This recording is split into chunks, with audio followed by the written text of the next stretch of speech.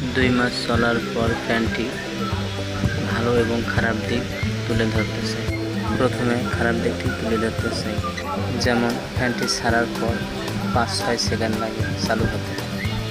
আরেকটি খারাপ দিক হচ্ছে 3 যেরকম স্পিড 4 আর 5-এ একটু বেশি স্পিড, কিন্তু 4 আর 5-এ ফ্যানটি রিমোটের ভালো দিক হচ্ছে রিমোট কন্ট্রোল।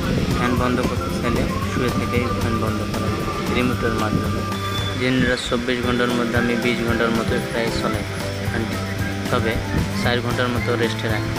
এই কন্ট্রোলারটার মাধ্যমে বোঝা যায় যে কখন কী স্পিডে চলতেছে ফ্যানটি এবং কেমন লোড খাচ্ছে। তবে এইরকম ফ্যান আরও যদি আমি 3-4টাও চলাই তবে আমার সুন্দর চলে। এই ব্যাটারি দিয়ে আমি অনেক সুন্দর ব্যাকআপ পাচ্ছি। এই ব্যাটারিটি টিউবওয়েল ব্যাটারি। ফ্যানটির প্রচুর বাতাস, তবে বিদ্যুৎ